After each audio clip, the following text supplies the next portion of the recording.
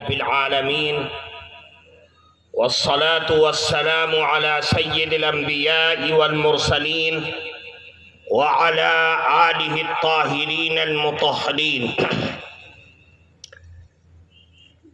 أما بعد، فقد قال النبي صلى الله عليه وسلم: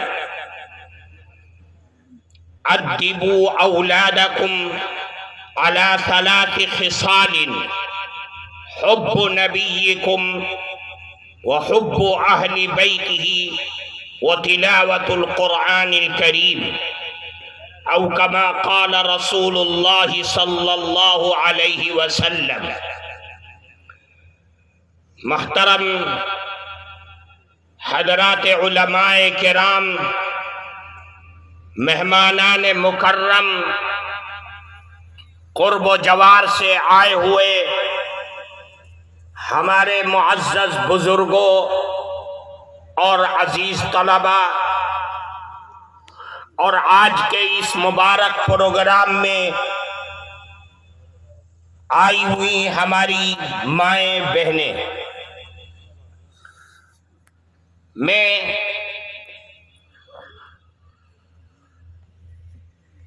اس وقت کہ آج کے اس پر نور محفل میں جہاں حضرات علماء کرام، اہل مدارس اور علاقے کے ذمہ دار حضرات موجود ہیں،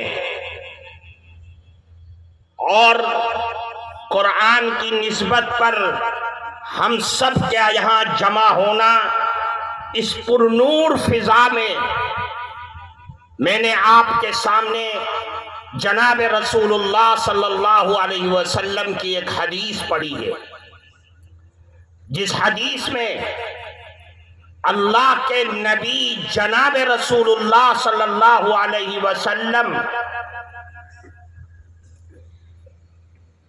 جو دین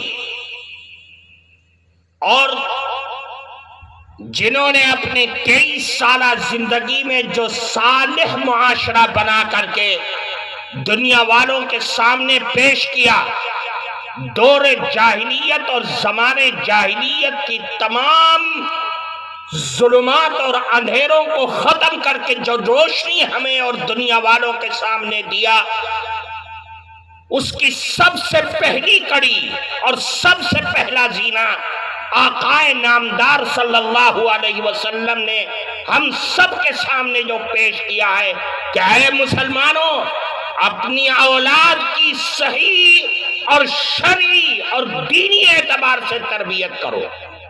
ہر مربی کو، ہر ماں اور باپ کو یہ تعلیم دیا ہے اور یہ اعلان کیا کہ جس طریقے سے تمہاری نماز تم پر فرض عین ہے، رمضان کا مہینہ آئے روزہ رکھنا فرض عین ہے، حج اگر فرض ہے جس طریقے سے وہ فرض عین ہے، وہی حیثیت مسلمانوں اسلامی شریعت کے اندر، اسلامی ماحول اور زندگی کے اندر اولاد کی تربیت کرنا ہر ماں اور باپ پر فرض عین ہے.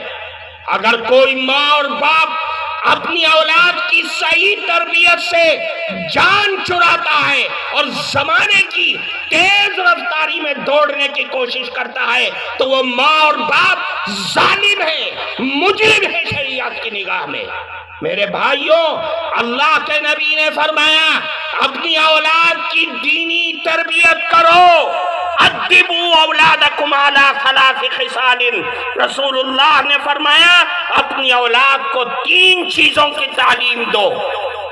جو 3 چیزیں بنیادی حیثیت رکھتی ہیں وہ آپ اپنے دماغ میں بٹھا کر کے یہاں سے جائیں، اور میں علماء اور ائمہ اور خطبہ سے یہ کہتا ہوں کہ آپ بھی اپنی تقریروں میں، اپنے جلسوں میں، اپنے پروگراموں میں اس بات کو یقینی بنائیں کہ ہمیں اپنی قوم کو، عوام کو یہ بتانا ہے کہ رسول اللہ نے یہ فرمایا ہے کہ اگر اولاد کی صحیح تربیت کرو گے تو معاشرے میں صلاح پیدا ہوگی، اور یہ دنیا اسلام اسلامی تعلیم کے سامنے اپنے گھٹنے کو دیکھنے پر مجبور ہو جائے گا.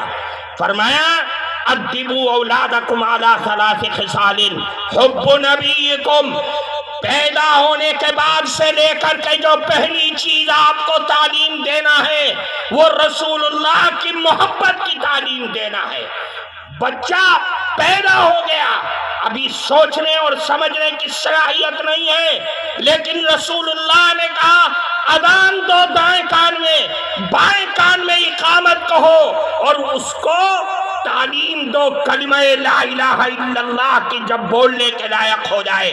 رسول اللہ کی محبت کی تعلیم کہ آقا نامدار رسول اللہ سے محبت کرنا ہر مسلمان کا دینی ملی ایمانی فریضہ ہے، اور اس کے کان میں اذان اور تکبیر کے ذریعے سے اس کے دل میں رسول اللہ کی محبت اور اللہ کی وحدانیت کا بیج ڈال دو، تاکہ وہ بیج جب بڑا ہوگا تو قیامت کی صبح تک اس کے دل میں، اس کے بدن میں جب تک سانس کا آخری لمحہ باقی رہے گا رسول اللہ کی محبت سے سرشار ہوتا رہے گا۔ اس کی جوانی رسول اللہ کی محبت میں گزر جائے، اس کا بڑھاپا رسول اللہ کی محبت میں گزر جائے، اور آخر وقت میں لا الہ الا اللہ کہتا ہوا اس دنیا سے چلا جائے۔ میرے بھائیوں، آج کے اس مبارک پروگرام میں آپ کو یہ تعلیم دی جا رہی ہے کہ یہ ساری نورانی فضائیں، یہ نورانی برکتیں، یہ قرآن کا نظام یہ آپ سے کہتا ہے کہ اگر ہمارے بچوں کے دلوں میں رسول اللہ کی محبت نہیں ہے تو کچھ نہیں ہے، نہ ایمان کی سلامتی اور اس کی بقا کی حفاظت ہو سکتی ہے، کوئی گارنٹی لے سکتا ہے۔ رسول اللہ کی محبت ہمارے بچوں کے دلوں میں بنیاد ہے۔ پھر فرمایا کہ رسول اللہ اپنی اولاد کو اہل بیت کی محبت سے ان کے دلوں کو سرشار کر دو۔ اہل بیت کی محبت بتلاؤ کہ رسول اللہ کی صاحبزادیاں کون تھی، کتنی تھی، ان کو سکھلاؤ۔ آپ کے چچاؤں، آپ کی پھوپھیاں، آپ کے اہل خانہ کے نام بتلاؤ۔ ہم نے بتانا چھوڑ دیا، آج ہمارے بچے اس سے غافل ہو گئے۔ وہ بتلا سکتے ہیں، بالی ووڈ اور ہالی ووڈ کے تمام لوگوں کے نام بتا سکتے ہیں جو دنیا کے سب سے بڑے نچنیاں اور گویاں ہیں، ان کے نام ہمارے بچے بتا سکتے ہیں، لیکن آقا نامدار کے اہل خانہ کے نام ہمارے بچے نہیں بتا سکتے۔ یہ ہماری کمی اور کمزوری ہے، ہمارے ظلم کی علامت ہے ان بچوں کے ساتھ۔ میرے بھائیوں، رسول اللہ نے فرمایا اہل بیت کی تعلیم دو۔ دیکھو علماء کرام کے حالات، تابعین اور تبع تابعین یہ فرماتے ہیں کہ ہم رسول اللہ کے اہل بیت کے نام، ان کے احوال، آپ کے غزوات اور سرایا کی تعلیم اپنے بچوں کو اس طریقے سے دیتے تھے جس طریقے سے قرآن کریم کے آیات کو رٹاتے ہیں اور ان کی تعلیم دیتے ہیں۔ وہ صالح معاشرہ بن کر تیار ہوا۔ پھر تیسری چیز فرمایا کہ اے لوگوں، اپنے بچوں کو قرآن کی تعلیم دو۔ قرآن اللہ کا کلام ہے، قرآن کی تعلیم ہے، اور اگر ہماری آنے والی نسلیں قرآن سے جڑے گی تو یاد رکھیے یہ دنیا کی باطل طاقتیں یہ کچھ نہیں بگاڑ سکتی ہیں۔ قرآن زندہ ہے اور زندہ رہے گا قیامت کی صبح تک۔ جو قوم قرآن سے چمٹ جائے گی وہ قوم بھی زندہ اور سلامت رہے گی۔ آپ کا دشمن کچھ نہیں کر پائے گا۔ آج دنیا کی تاریخ گواہ ہے، جو لوگ قرآن سے جڑ گئے، امریکہ اور اس کی سہیوگی طاقتیں عراق کے اندر، مصر کے اندر، فلسطین کی سرزمین پر سب کچھ کر ڈالا، ساری طاقتیں جھونک دی، لیکن قرآن کے ماننے والے آج بھی زندہ ہیں، شاداب ہیں اور زندہ جاوید رہیں گے۔ ہمارا ماننا یہ ہے کہ قرآن اور قرآن سے جڑنے والے قیامت کی صبح تک زندہ رہیں گے، اور جس دن یہ قرآن کے نام لیوا، قرآن کے حافظ، قرآن پر اللہ کا نام لینے والے جب ختم ہو جائیں گے، یہ چاند، یہ سورج، یہ ستارے، یہ آکاش اور دھرتی کا سارا نظام چکنا چور ہو جائے گا اور قیامت برپا ہو جائے گی۔ اللہ کی زمین پر قرآن سے جڑ جاؤ، قرآن کی تعلیم دو۔ یہ سارا مجمع، یہ سارا نظام، یہ لاکھوں کا خرچ، یہ اسی لیے آپ کو بلایا جا رہا ہے اور یہ منعقد کیا جا رہا ہے کہ مسلمانوں اپنا رشتہ قرآن سے جوڑ لو۔ قرآن سے جڑو گے تو یاد رکھو اس دنیا انسانیت کے اندر اسلام کا بول بالا ہوگا، اسلام زندہ ہوگا۔ قرآن اللہ کی کتاب ہے۔ قرآن ہے کیا چیز؟ قرآن کے اندر شکتی ہے، قرآن کے اندر طاقت ہے۔ اللہ کے نبی نے فرمایا قرآن کیا ہے؟ القرآن هو حبل اللہ، قرآن تو اللہ کی رسی ہے۔ ایک سرا اللہ کے ہاتھ میں، دوسرا سرا زمین پر ہے۔ قرآن اللہ کی رسی ہے، اس رسی کو مضبوطی کے ساتھ پکڑ لو۔ میرے بھائیوں اور دوستوں، یہ نظام ہے۔ قرآن تو نور مبین ہے، شفاء نافع ہے، عصمت لمن تمسک بہ ونجات لمن تبعہ۔ جس نے قرآن کو پڑھ لیا وہ دنیا کا سب سے بڑا محافظ بن گیا، وہ دنیا والوں کے سامنے عفت و عصمت اور پاک دامنی کا امین بن گیا۔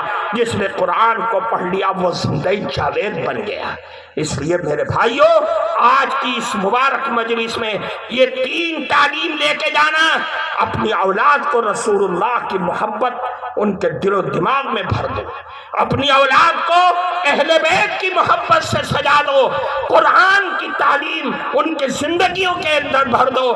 یہی ہماری نجات کا ذریعہ ہے، یہی ہماری بقا کا ذریعہ ہے۔ اللہ ہم سب کو عمل کی توفیق عطا فرمائے، اور اس مبارک مجلس میں جو علماء ارباب حلق آپ کے سامنے اور ہمارے سامنے جو فلاح، بہبودی اور ترقی کے لیے جو بنیادی تعلیم پیش کریں، ہم سب اس کو اپنی مضبوطی سے پکڑیں۔